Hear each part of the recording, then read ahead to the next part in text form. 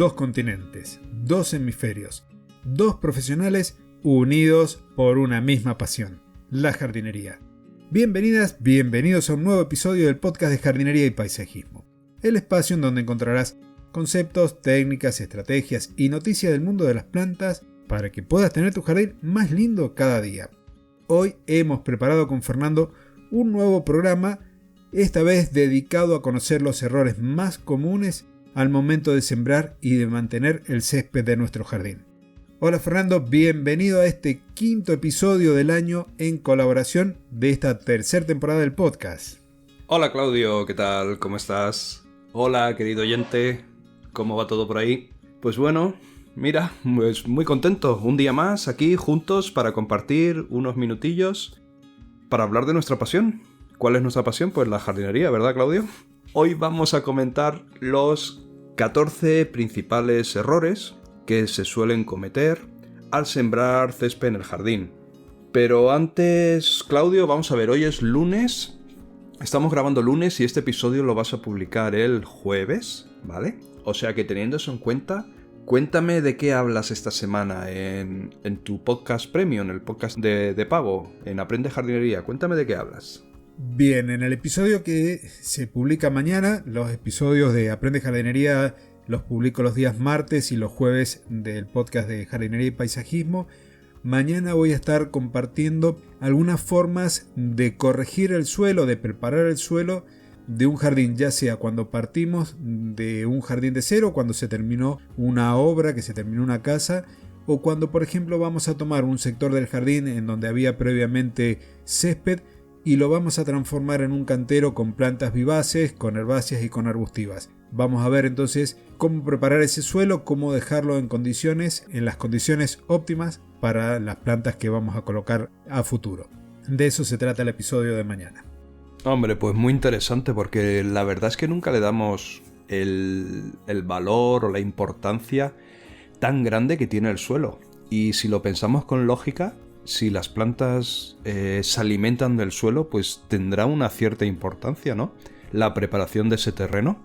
O sea que muy importante lo que vas a comentar esta semana en el episodio de Aprende Jardinería. Y bueno, ya lo escucharé mañana. Sí, y vos sabés que, Fernando, también, bueno, justo ahora estoy con una obra que estamos comenzando y la voy a mencionar en ese episodio, la menciono en ese episodio, que cuando lo escuche la audiencia ya va a estar publicado. ¿Qué es lo que tenemos que hacer? Por ejemplo, tengo un suelo que es muy arcilloso, está muy compactado, entonces ahí comento cómo lo vamos a trabajar para que la gente también tenga esa visión práctica del trabajo en los jardines y que en consecuencia pueda aprender, como bien lo dice el nombre del podcast. Así es que vamos a ver si gusta. Seguro que busca. Yo ahora estoy como muy emocionado con los polímeros, con el uso de polímeros. El último vídeo en mi canal de YouTube, en Personal Garden Shopper, he hablado precisamente de eso, de las ventajas que tiene el uso de polímeros, pero no polímeros cualquiera, son unos polímeros que los ingenieros están investigando para que sean específicos para tanto agricultura como jardinería. Y ahora sabes cómo hago los presupuestos. Ahora cuando hacemos el presupuesto de un proyecto, siempre pongo al final un apartado que es opcional, se puede elegir o no, se puede añadir al proyecto, al presupuesto o no, en el momento de aceptarlo. Y es precisamente eso, el utilizar el acondicionador de suelos a base de polímeros para hacer el jardín. Y mira, el miércoles empezamos a jardinar un camping entero y me han aceptado el extra de poner polímeros, pues les ha parecido interesantísimo. Los polímeros, recordemos que son unas partículas chiquititas que son capaces de acumular agua y nutrientes en su interior y que luego los ponen a disposición de las raíces de las plantas cuando las plantas lo van a necesitar. O sea que es como unas cantimploras que incorporamos. Sí, he visto los dos videos, tanto el del diseño del camping, la parte de paisajismo, como el de los polímeros. Yo lo he usado hace tiempo también aquí en algunas situaciones particulares en los jardines, pero por lo menos para nosotros en este momento es algo muy caro por el hecho de que al cambio no nos favorece. En consecuencia, prácticamente ni siquiera lo he terminado ofreciendo a los clientes. No he tenido esa posibilidad porque resulta muy caro al cambio, pero es interesantísimo y cuando lo he usado el efecto se nota, y en suelos donde he tenido, por ejemplo, que armar, que creo que ya lo hemos charlado en algún momento, con muy poco sustrato, el hecho de que retengan mayor cantidad de agua se nota, y se nota mucho. Así que enhorabuena que puedas ya estarlos incorporando en los presupuestos y que se pueda de alguna forma también estar economizando una importante cantidad de agua en nuestros jardines. Muy bien, Claudio, pues si quieres vamos a empezar con el episodio. Nos vamos a meter de cabeza en la siembra de césped, pero en los principales errores. ¿Quieres empezar con la introducción? Seguro. Cuando hablamos entonces de césped, es esa carpeta verde que tenemos habitualmente en los jardines de mayor o de menor extensión.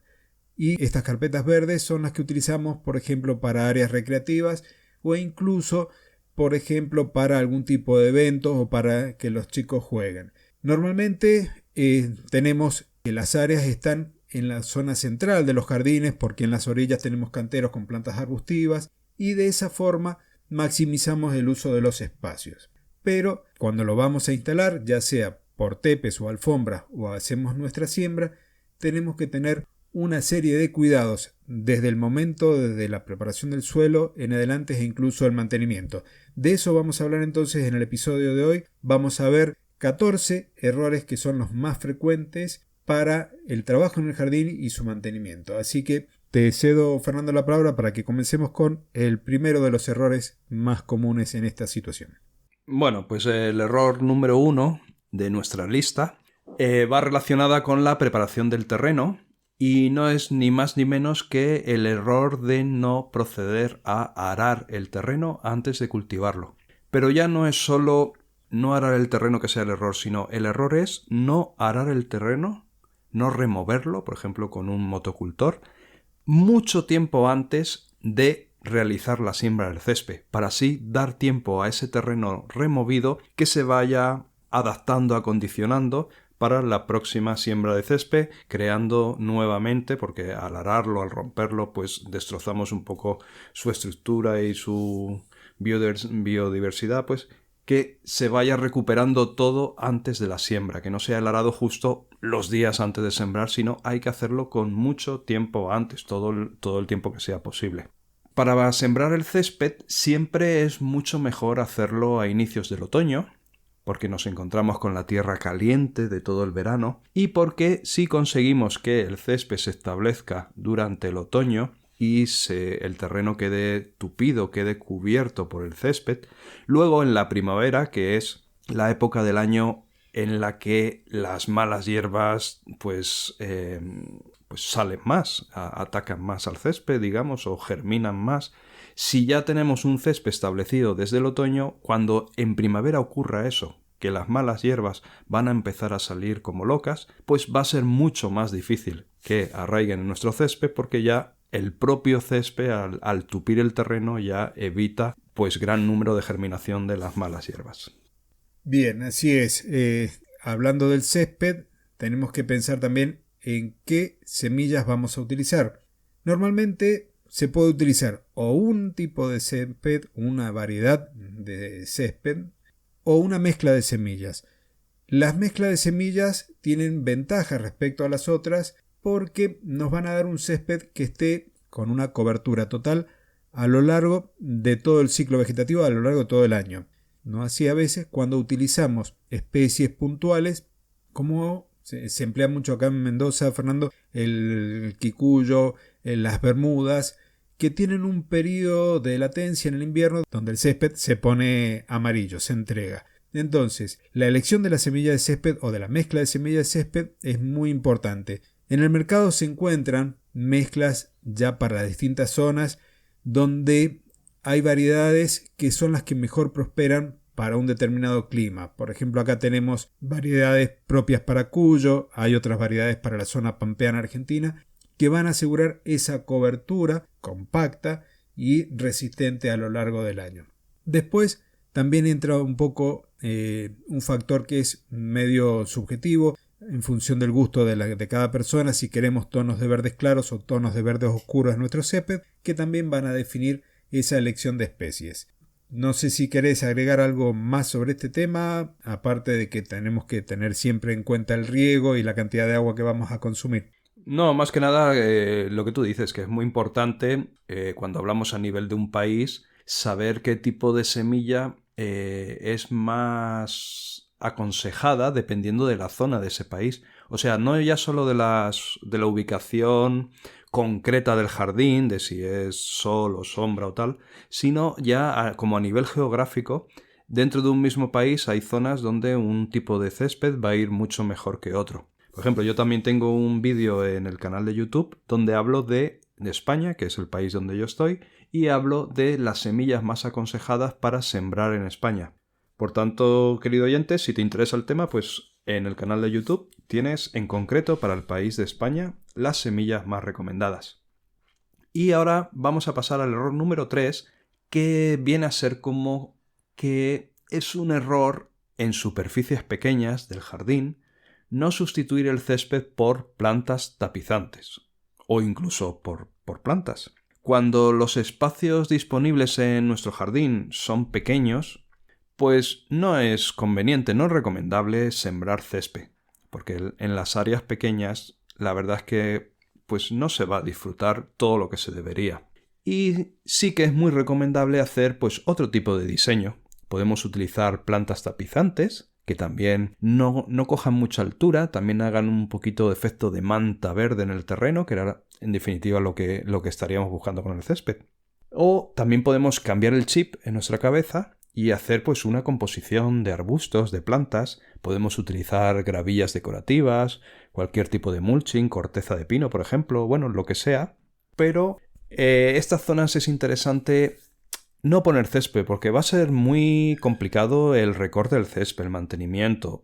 Como he dicho, no se va a disfrutar convenientemente. Y lo más conveniente para estas zonas pequeñas, por ejemplo, es hacer uso de las llamadas especies herbáceas perennes, que tienen hoja persistente y que desarrollan una poca altura. Por lo tanto, no requieren tener que ser segadas constantemente.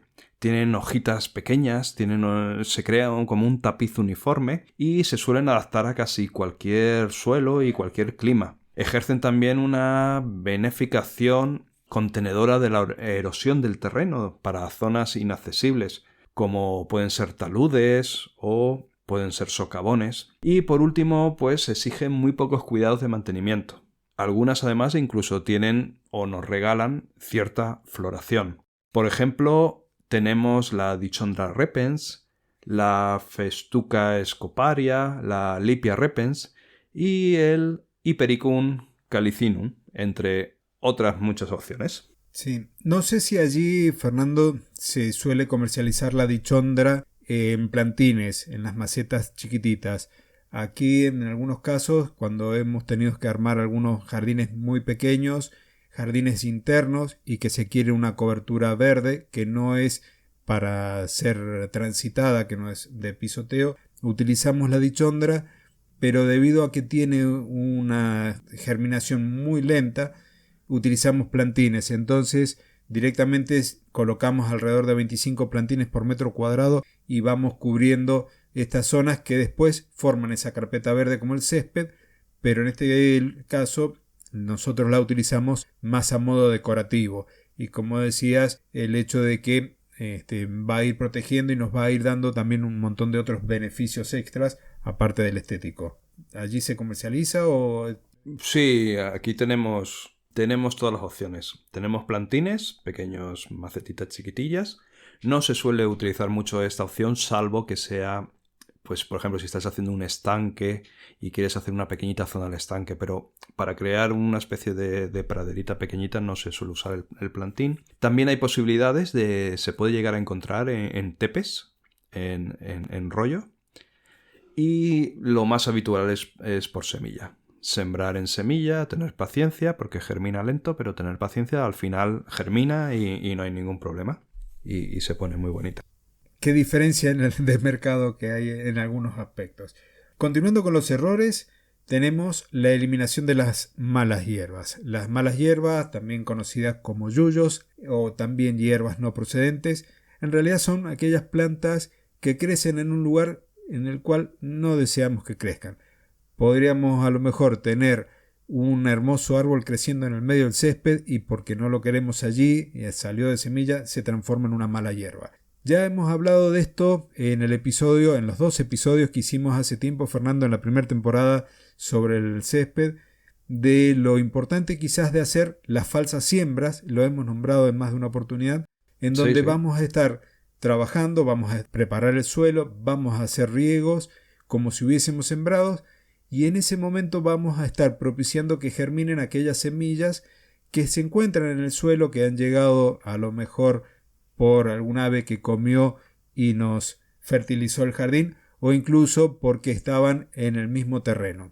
Esto nos va a permitir que de forma mecánica estemos arrancando los yuyos, o incluso que podamos recurrir al uso de algún tipo de producto químico, algún herbicida, para poderlas ir eliminando. Esto va a traer aparejado que una vez que si aplicamos un producto químico tengamos que dejar también un periodo prudencial para hacer nuestra siembra y que no se vea afectado por los residuos que nos puedan llegar a quedar de estos herbicidas.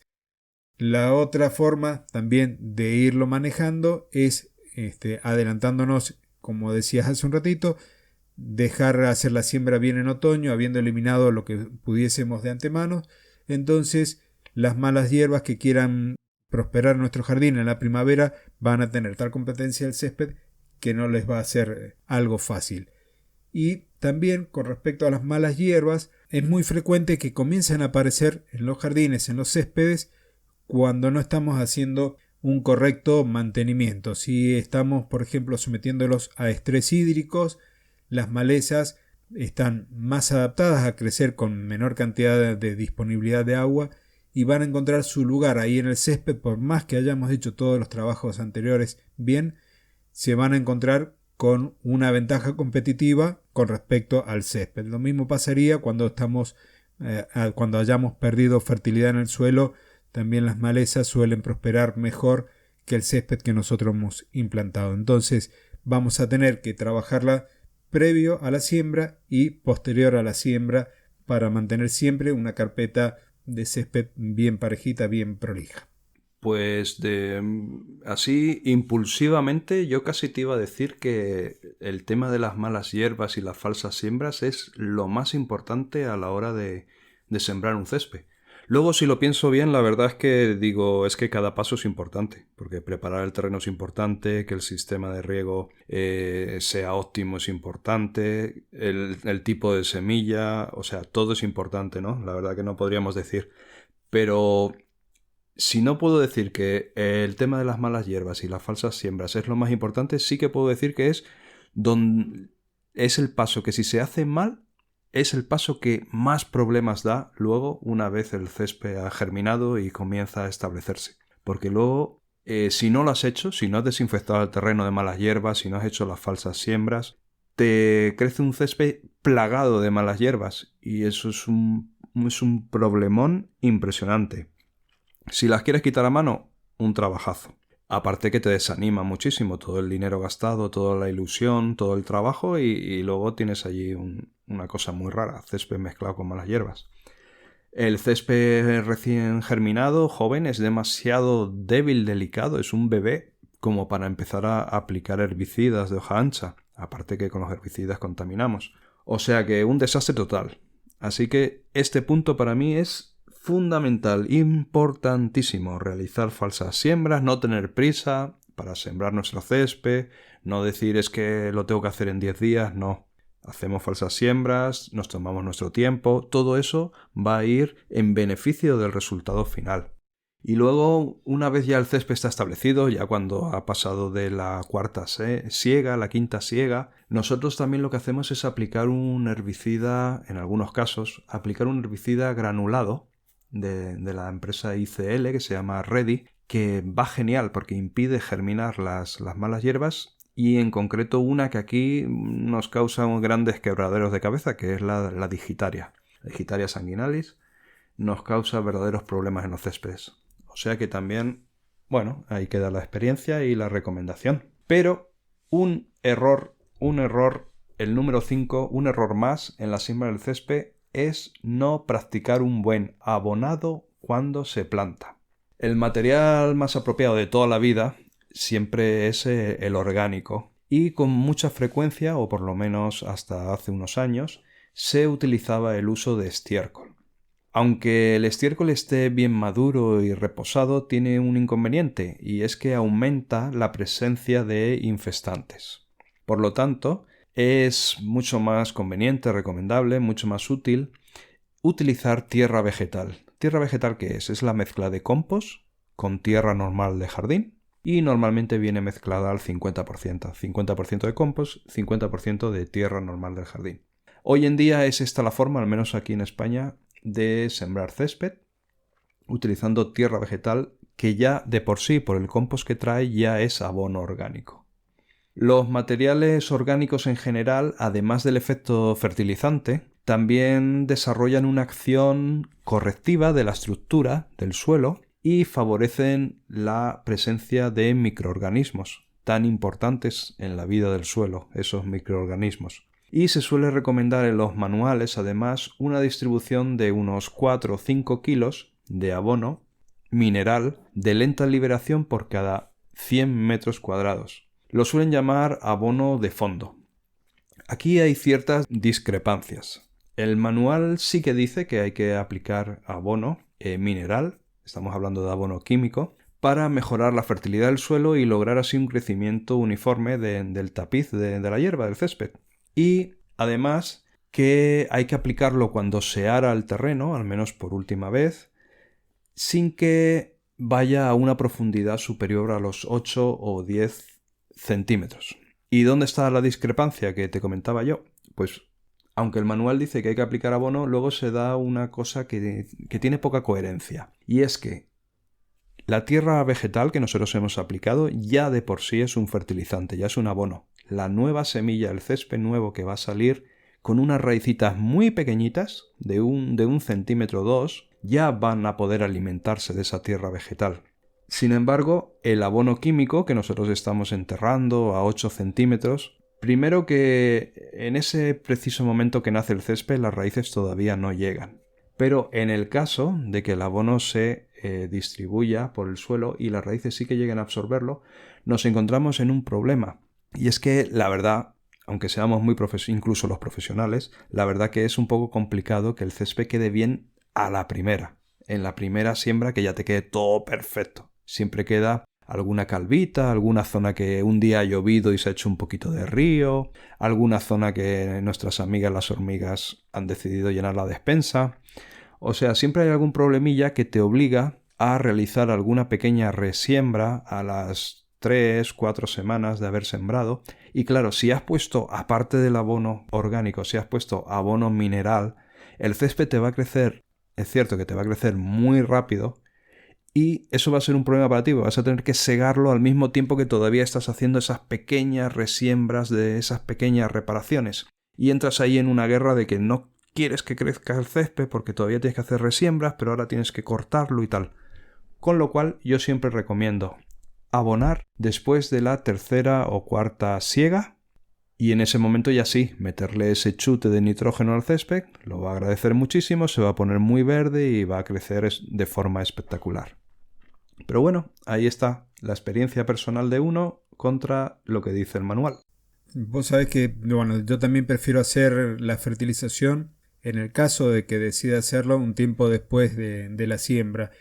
Y así como vos comentabas del tema de las hormigas que por ahí llenan su despensa, me ha pasado en algunos jardines, hay en urbanizaciones o barrios privados que están en el cinturón, en la periferia de la ciudad, y que tienen cierto matiz o cierto tinte todavía un poco rural. Con lo cual, en algunos de los barrios que trabajamos todavía se pueden ver algunos zorros o lechuzas, cosa que en la zona bien de la ciudad no ocurre. Pero también me ha pasado en otros lados en donde el problema con el césped nuevo ha sido por unos pequeños roedores que conocemos como cuis o conejito del cerco, que aprovechando que el césped está tierno, van y lo comen. En una oportunidad teníamos casi una calva, como decís vos, estaba un sector con el césped que no llegaba al medio milímetro del suelo y el resto todo verde, Y esto comenzaba a avanzar día a día. Y eran estos cuis o conejitos del cerco que se iban alimentando, habían formado una nueva familia. Entonces, la verdad que no cegaban el césped de ellos mucho antes de lo que nosotros esperábamos. Así que hubo que andar también teniendo otro tipo de recaudos al momento de hacer las siembras para poderlo recuperar. Pero es fundamental. Y si yo estoy aplicando en algún caso mucho componente orgánico, mucha materia orgánica, por ahí, si la materia está convenientemente compostada, quizás pueda llegar a obviar la fertilización química. Pero esos son algunos casos, siempre hay que evaluar cada situación como un caso particular a resolver. Y otro de los errores, para continuar, es el sexto error que tendríamos que ver o hacer bien, es la preparación del lecho de siembra. Recién ahí comentabas el hecho de roturar el suelo, de pasar el motocultor o motocultivador para que quede bastante molido. El hecho de las falsas siembras para evitar después tener que lidiar mucho con las malas hierbas. Pero hay otro componente más que es el tamaño de las partículas que nosotros dejamos en el suelo. Dependiendo de la semilla que estemos utilizando, puede ser de mayor o de menor porte. Una festuca puede llegar a tener a lo mejor unos 3 milímetros o 4 quizás de largo la semilla, mientras que una bermuda tendrá 1 milímetro. Y para podernos asegurar bien la germinación, la semilla tiene que estar en íntimo contacto con el suelo. Y para podernos asegurar eso, el suelo tiene que tener la textura apropiada para ello. Entonces, tendremos que a lo mejor pasar esta máquina, este motocultor, más de una vez para asegurarnos que no queden terrones y que cuando hacemos la siembra, que la vamos a hacer bien a conciencia con la variedad que hemos elegido y demás, después podamos asegurar ese contacto íntimo entre la semilla y el suelo. Este trabajo en el suelo se va a hacer con una humedad apropiada y esa humedad va a ser tal que si nosotros tomamos una porción de suelo y la apretamos, se desmenuce pero no nos quede hecho un polvo. Y el otro extremo sería de que lo apretemos y nos quede en la mano como si fuese plastilina o algo así, muy húmeda, que después se termine pegando a las herramientas con las que trabajamos el suelo. Entonces, preparación del terreno es fundamental y en este caso lo llamamos la preparación del lecho de siembra. Pues el error número 7, Claudio, es no conocer la cantidad de semillas que se deben utilizar, que se deben echar. En el envase de la mezcla para céspedes normalmente se indica la cantidad de semillas necesarias para cubrir una determinada superficie. La cantidad de semillas por metro cuadrado varía según la posición, según la exposición, incluso según la estructura del suelo. Por eso yo recomiendo no regirse de forma estricta por lo que indica el envase, porque el envase da una indicación, una referencia un poco genérica, no en el caso concreto de tu jardín. Y también recomiendo añadir más dosis, por tanto, de la que figura en el envase y sobre todo en determinadas circunstancias. Incluso en algunos casos hasta doblar la dosis. Porque si sabemos que en nuestro jardín, en la zona donde nosotros vamos a sembrar, pues hay un riesgo muy alto de que una gran parte de semillas se la coman los pájaros, de que una gran parte se la lleve las hormigas, pues es interesante realizar esta, vamos a llamarlo, sobredosis de semillas para luego no encontrarnos un césped demasiado ralo. Las áreas sombreadas, fíjate tú, Claudio, necesitan una mayor cantidad de simiente. ¿Ves? Por ejemplo, esto en el saco no te lo explican. Ahí te ponen una cantidad por metro cuadrado y ya está. 40 gramos por metro cuadrado suele ser bastante estándar.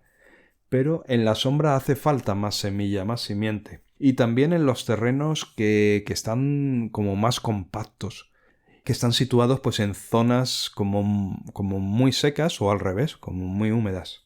La menor cantidad de semilla corresponde a terrenos que son frescos, que son soleados, que tienen buena fertilidad, que están situados en zonas de clima templado.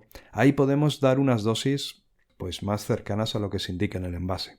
Por otra parte, la distribución de la semilla depende mucho del tipo de gramíneas presentes en la mezcla que hemos comprado y que vamos a sembrar. Si las hojas del césped que nosotros vamos a conseguir son particularmente pequeñas, será necesaria una mayor cantidad de semilla. Y si las hojas del césped son más grandes, pues se utiliza menos cantidad de semilla. Y atención también, como ya venimos hablando, parece que le estamos dedicando el episodio a ellas, atención también a nuestras amigas, las hormigas, que algo tendrás que hacer si ves muchas hormigas en tu jardín cuando vas a sembrar césped, porque si no, la verdad es que yo tengo hasta vídeos grabados porque me llama muchísimo la atención, vídeos como en primer plano, así como muy cerca del suelo, de cómo son capaces las hormigas de organizarse y de trabajar. Es que no paran, es que van una detrás de otra y cada una cargadita con su semilla de césped. Me hace muchísima gracia, por eso grabo los vídeos, pero bueno, también me estropean las siembras, o sea que bueno, estamos ahí, ¿no? Y algo tendrás que hacer, algo, no sé, tendrás que utilizar cebos para hormigas o algo para evitar que te hagan esos destrozos en la siembra. Sí, lamentablemente no son muy amigas nuestras las hormigas. Otro detalle, el octavo error, es cómo realizamos la siembra del césped. Más allá de la dosis que va a surgir del tipo de semilla que vamos a emplear o de la mezcla de semillas, la práctica de la siembra, la mejor práctica es hacer una doble siembra cruzada. Esto es, vamos a suponer que vamos a sembrar un jardín de forma cuadrada y que vamos a utilizar 4 kilos de semilla de césped para ese espacio. La doble siembra cruzada consiste en tomar la mitad, 2 kilos de semilla, y ir trazando líneas paralelas en una de las direcciones. Por ejemplo, norte-sur, vamos y venimos, trazando líneas paralelas y distribuyendo la mitad de la semilla que vamos a utilizar en todo ese paño de césped. Luego, la otra mitad, vamos a hacer el mismo procedimiento, pero siguiendo líneas que van a ser perpendiculares a la que habíamos trazado inicialmente. De esta forma, nos vamos a asegurar de que esa distribución que estemos haciendo cubra lo más homogéneamente posible todo el área destinado. Podemos hacerlo a mano, podemos utilizar pequeñas máquinas que vienen, pequeños carritos que nos ayudan a distribuir la semilla. Eso va en cuestiones de gustos. Yo realmente me gusta más hacer la siembra a mano, pero lo ideal es siempre hacer esta doble siembra cruzada y después en un futuro ir viendo cómo va avanzando la germinación y todos los procesos que van afectando a las semillas para ver si hay que hacer después una corrección de esa siembra y volver a colocar algo más de semilla. Es un error también no enterrar las semillas después de la siembra. Inmediatamente después de haber esparcido las semillas, conviene efectuar un ligero rastrillado, siempre en la misma dirección, para favorecer la penetración de las semillas en el terreno. Nosotros en nuestra empresa, nuestros operarios en las brigadas utilizan la escoba metálica de rastrillar hojas para realizar esta labor, pero la colocan al revés. Y de esta manera van rastrillando el suelo, pero muy suavemente, con mucho cuidado y en la misma dirección, con la intención de enterrar un poco la semilla en el terreno, pero sin moverla demasiado de sitio. Si el suelo no está especialmente húmedo y no se prevé que va a haber lluvia de una forma inminente, se puede favorecer la adhesión de las semillas a la tierra pasando un rodillo. Aunque yo suelo recomendar, una vez ya tenemos todo preparado, el terreno todo rastrilladito y hemos hecho la resiembra y hemos hecho ese rastrillado suave, yo suelo recomendar ya no trastear más, no estar pisando más el terreno y dejarlo ya tranquilo. El manual sí que recomienda pasar un rodillo, que no tenga mucho peso tampoco, para aplastar un poquito. Lo que ocurre es que como cuando siembras el césped hay que regar muchísimo, hay que regar pues 3 veces al día, el propio agua ya compacta el terreno, ya compacta la semilla, ya junta la semilla al terreno. Y en mi opinión casi es peor, o sea, son mayores las desventajas que las ventajas de estar pasando un rodillo y estar pisoteando otra vez con un rodillo todo el terreno y haciendo los giros con el rodillo.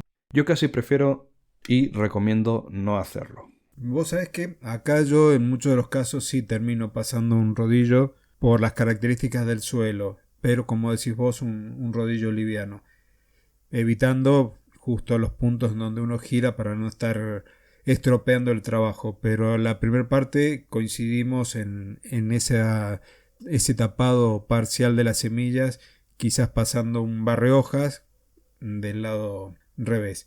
Y el 10.º error, que tiene que ver también con el cuidado de las semillas, es de protegerlas, porque muchas veces con esta pequeña tapada de semillas no nos alcanza para protegerlo, por ejemplo, del hambre de los pájaros. La voracidad de los pájaros a veces termina consumiendo muchísimas semillas. Por suerte los daños quizás no se ven tanto porque estamos haciendo siembras con una densidad mayor a la que originalmente se recomiendan, pero hay lugares en donde así todo las aves generan daños.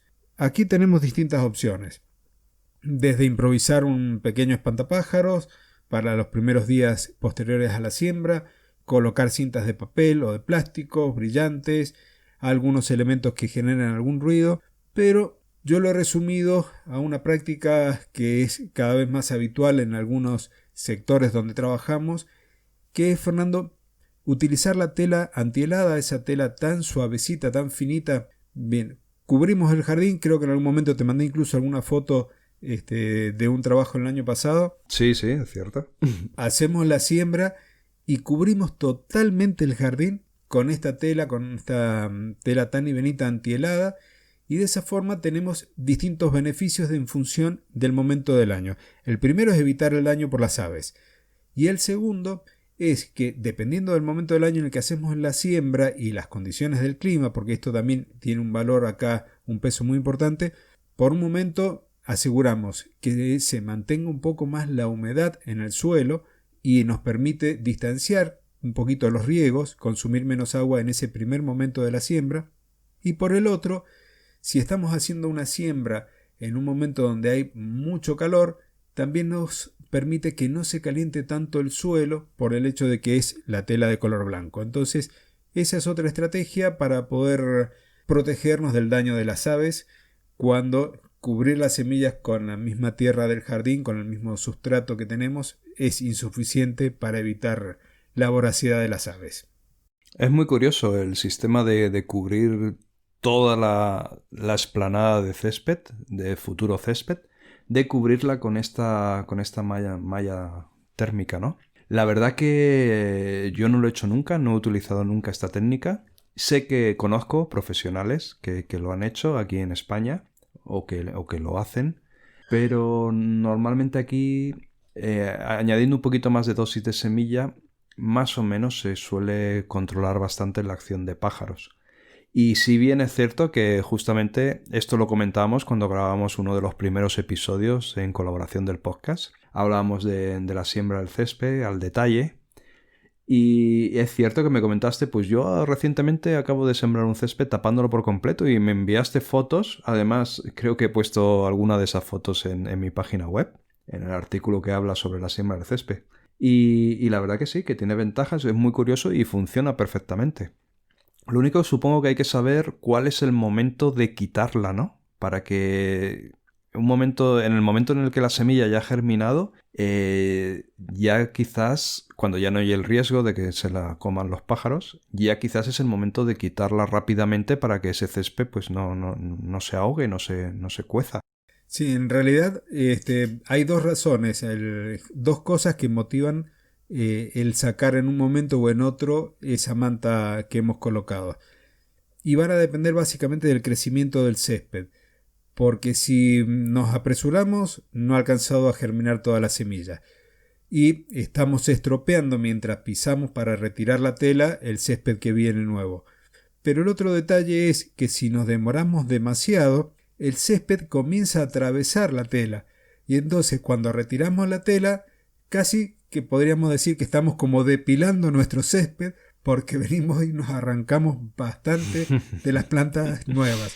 Entonces hay que estar ahí atentos. En algunos casos a los 7 días ya se puede retirar, en otros momentos, en otras épocas del año pueden pasar 10 días hasta el momento que retiremos la tela. Va a depender de la humedad, va a depender de la temperatura, del momento del año. Hay un montón de factores, entonces uno lo tiene que ir controlando para evitar eso. Primero, retirarla de forma anticipada y segundo, demorarnos y que cuando estemos sacando la tela estemos arrancando parte del césped nuevo que hemos colocado.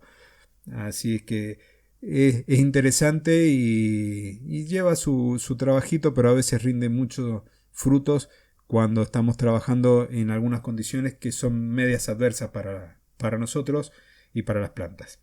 Esos truquitos que da la experiencia, ¿verdad? Correcto. Bueno, sí. con el número 11 tenemos el error, hablando del riego, tenemos el error común de no regular la distribución del agua en los primeros momentos del cultivo, que es fundamental, es importantísimo el riego que le damos al cultivo del césped cuando lo acabamos de sembrar. Es muy importante. El agua es fundamental para el crecimiento y para que el césped coja una coloración verde bonita. Se han de aplicar riegos suaves con agua que esté finamente nebulizada.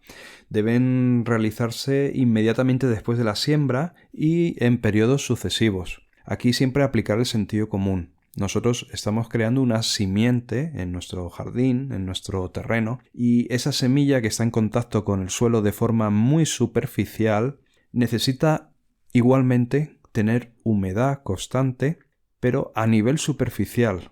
Por ese motivo hay que regar muchas veces al día, pero muy poquitos minutos, porque no nos interesa que la humedad se vaya en profundidad y penetre en el terreno. Allí no hay semillas, ¿para qué queremos humedad ahí abajo? Solo necesitamos que la capa superficial esté húmeda. Por eso muy poquitos minutos y muchas veces al día. Como norma general, nosotros solemos utilizar 3 riegos diarios. Suprimimos el de la noche o el de la madrugada, lo suprimimos y los hacemos los 3 riegos con sol, que es cuando más se seca la tierra, pues al inicio de la mañana, 9-10 de la mañana, cerca de la 1 del mediodía y luego a mitad de tarde. Si sembrásemos con mucho calor, incluso se podría incorporar un 4.º riego, porque el objetivo es que la superficie siempre quede húmeda. Hay que tener presente que las jóvenes plantitas del césped en esta fase son particularmente delicadas, son muy sensibles a las prácticas erróneas de riego. El terreno debe estar húmedo, pero ojo, cuidado, húmedo pero no empapado, porque el exceso de agua podría hacer que las semillas se pudriesen o que la joven vegetación se ahogase.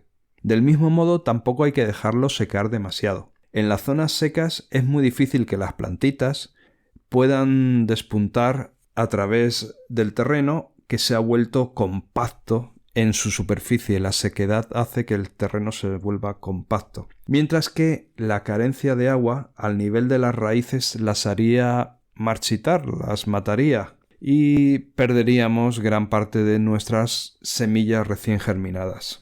Otro de los errores al momento de regar es la forma en la que regamos. No es lo mismo estar regando con una fina lluvia, en donde vamos a mantener húmedo el suelo, a regarlo como se habitúa en muchos lados con una manguera de goma, porque en este caso va a ser un riego más violento para la joven planta, o incluso para las semillas antes de que germinen, donde vamos a tener posiblemente que arrastremos semillas por el impacto del agua, de que se formen a lo mejor algún desnivel, algún agujero, de que al regar de esta manera con chorros gruesos, productos del riego manual con una manguera, estemos arrastrando semillas de un sector a otro y después el césped no sea uniforme, no sea parejo.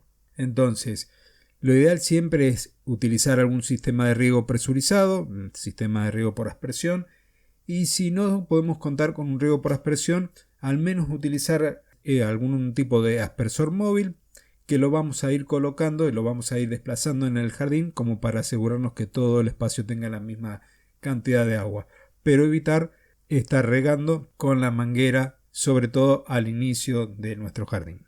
Yo casi diría, Claudio, que si quieres tener césped, salvo que vayas muy justo de presupuesto, yo diría que si quieres tener césped has de instalar un sistema de riego automático sí o sí. Hoy en día ya regar con manguera o regar con los sapos móviles es un poquito... no es demasiado conveniente, no es demasiado recomendable. Yo creo que un riego automático, si no vas muy bien de presupuesto, pues que no sea automático, pero que sea un riego a base de difusores y turbinas, aspersores, bien diseñado, bien instalado y que se puede accionar, si no lo has automatizado, pues por lo menos que se pueda accionar manualmente, pero que digamos que riegue solo, que riegue de forma homogénea y en forma de lluvia fina. Bueno, el error número 13 ya va relacionado con la siega del césped, porque si te fijas, hemos ido avanzando poquito a poquito en todos los pasos de una siembra de césped y comentando los errores más comunes que se cometen. Pues claro, ya ha nacido nuestro césped, ya llegamos al momento de tener que segarlo y es un error no observar los tiempos y las modalidades correctas cuando se hace el primer corte.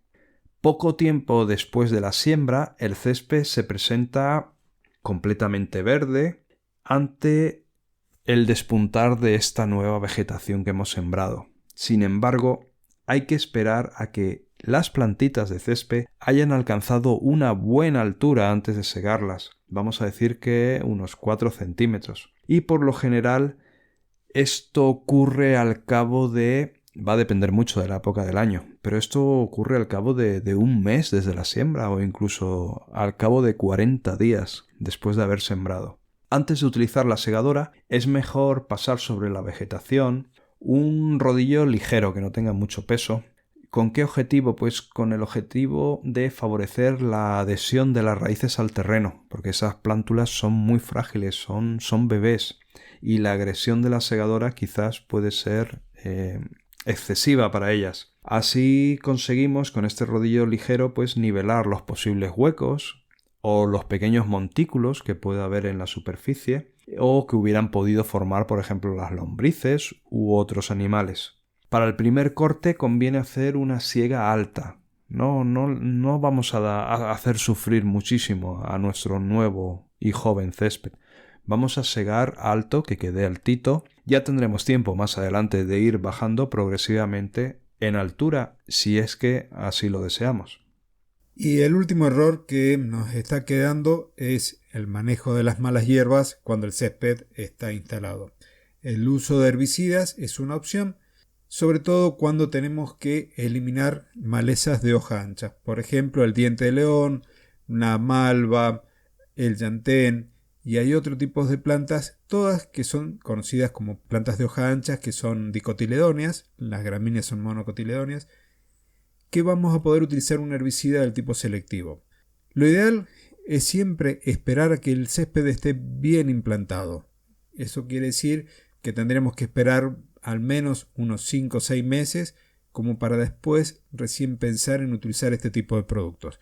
Lo ideal es haber hecho todo ese trabajo previo, evitar entonces la proliferación de las malas hierbas desde el momento cero del jardín y si tenemos después dentro de nuestro césped, en un primer momento quizás irlas arrancando manualmente. Hay herramientas conocidas como sacayuyos que nos van a ayudar a irlas sacando una por una y después tendremos que reparar el césped si lo hemos dañado, a lo mejor colocar alguna semilla extra por si ha quedado algún espacio vacío. Pero siempre vamos a esperar que el césped esté bien instalado para poder llegar a utilizar algún producto del tipo químico como los herbicidas. Lo ideal es no tener que utilizarlos y para ello es conveniente toda la preparación, todo lo que hemos estado hablando anteriormente con Fernando, para evitar tener que llegar a este momento donde vamos a tener que estar sacando malezas o malas hierbas de nuestro césped. No sé si ahora sí ya estamos ya con el último error tratado, no sé si quieres agregar algo más, si no ya llegamos al final del episodio, Fernando. No, insisto, para que quede un mensaje bien claro que este punto es muy importante, ¿eh? El punto de las malas hierbas es un problema típico, es lo que puede arruinar la siembra de nuestro césped, por lo tanto hay que tomárselo en serio. Hay que estar atento, preparar bien el terreno, hacer falsas siembras, porque son acciones que cuando las estás haciendo al principio igual no les das demasiada importancia, dices, bueno, ¿y esto para qué lo estoy haciendo? Pero luego al final de todo el proceso te das cuenta, ¿no? Y claro, ya no vale decir aquello, uy, y si hubiera hecho esto, y si hubiera hecho lo otro. O sea que, nada, resaltar que esto es muy importante, que quede como el consejo primordial de los 14 errores, el consejo primordial, mucho cuidadito con las malas hierbas. Así que ya lo tenemos, 14 errores comentados, 14 errores que una vez comentados ya no tienen por qué ocurrir y hemos acabado el episodio de hoy, Claudio. Así es, así que llegó el momento de la despedida. Bueno, pues nada, querido oyente, un caluroso saludo. Ya lo sabes, si vas a sembrar césped en tu jardín, mucha tranquilidad, pasito a pasito, no hay prisa, es mejor hacerlo despacito y todo bien meditado que luego encontrarse con sorpresas. Así que recibe, mis mejores deseos, los mejores deseos de Claudio también. Cuídate mucho y disfruta de tu jardín lo máximo posible, ya que para eso lo cuidas, ¿verdad? Y ya que para eso lo tienes, ¿verdad? Así que venga a disfrutarlo. Un abrazote. Gracias, Fernando, entonces por otra colaboración, por haber estado otra vez también allí compartiendo.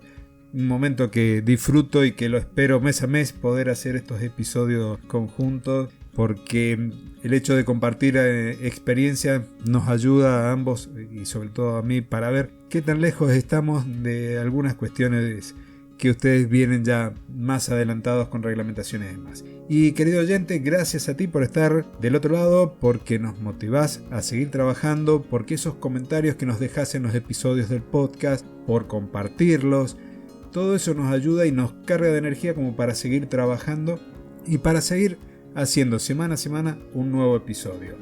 Así que hemos llegado entonces al final del nuevo episodio. Recordad que a Fernando lo encontrás en el canal de YouTube en personalgardenshopper.es, que yo tengo también mi canal en YouTube, el de Claudio Dorato, en donde actualmente se están publicando los episodios también del podcast, por si te gusta escucharlo desde esa plataforma. Y nos estaremos encontrando entonces la próxima semana en un nuevo episodio del podcast de jardinería y paisajismo. Y como siempre, 2 continentes, 2 hemisferios, 2 profesionales unidos por una misma pasión. Tu pasión, la jardinería. Hasta el próximo jueves y muchísimas gracias.